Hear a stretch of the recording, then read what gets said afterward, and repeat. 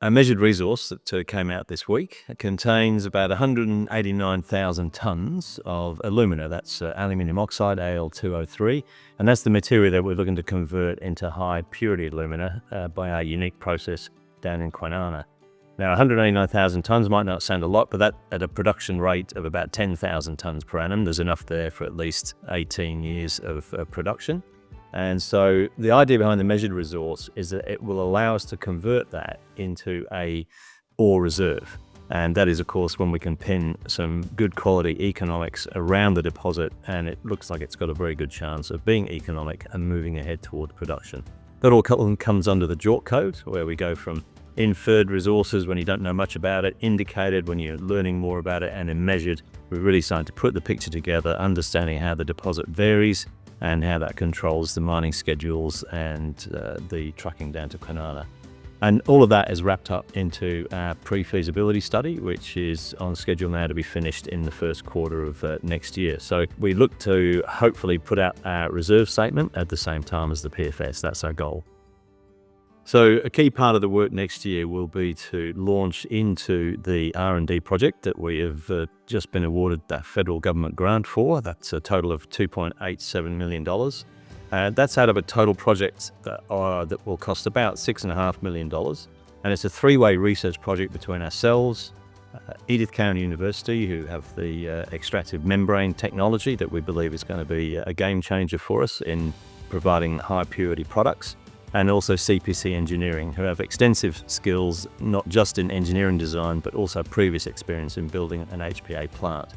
So the key part of the whole project is to build a pilot plant that will test our process at scale. It's working very well at the bench scale, but we're now looking to build a pilot plant to get it up to something like it might be 1 tonne a week or something like that production. And the key thing about that is that we'll then be able to provide material of consistent quality and quantity to potential offtake partners, and that's going to be a big part of the work that we do next year. Now, we've just been able to negotiate with the government, and we've got an accelerated start to that project. It wasn't due to start until sometime in the first quarter next year, but as I understand it now, first monies will be in the bank at the end of November, and so we can start to get straight into the project. We've got a kick-off meeting also this week, and look to order any long lead time items that might be needed for the pilot plant. So great outcome overall. So those who aren't aware, Lake Hope is basically a couple of small salt pans, salt lakes that are dry for most of the year. They're located about 500 kilometres east of Perth here in Western Australia, one of the best places to be building a mining project anywhere in the world.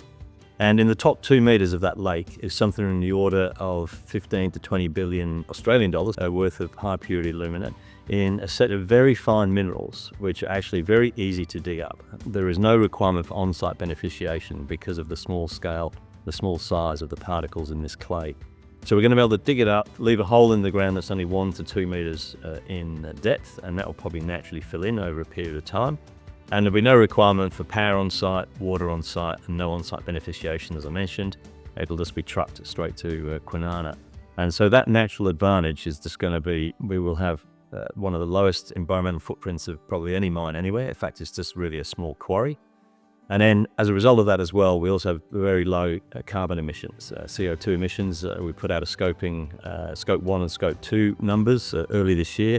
And basically we have equivalent of the lowest CO2 emissions of any HPA producer globally. So that's a fantastic outcome.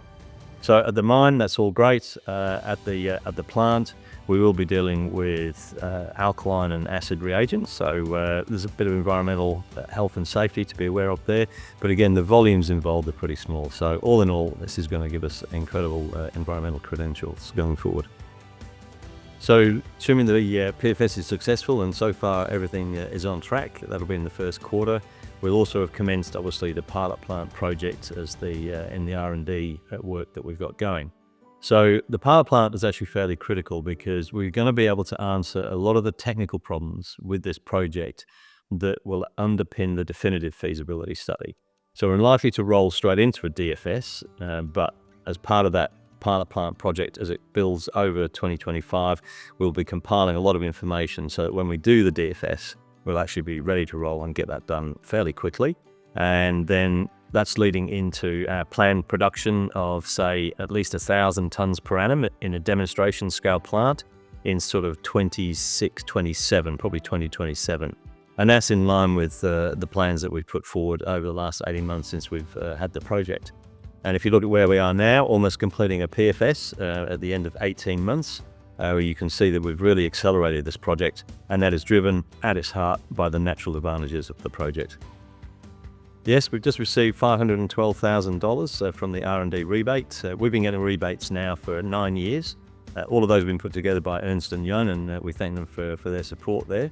And Impact's always been innovative in the way it's done its exploration, and so even during our conventional exploration years, before we started developing Lake Hope, we were able to claim significant R&D rebates. And people should remember that because Lake Hope is a unique deposit and we have a unique process, is that the majority of the funds that we apply to the project will be eligible for R&D.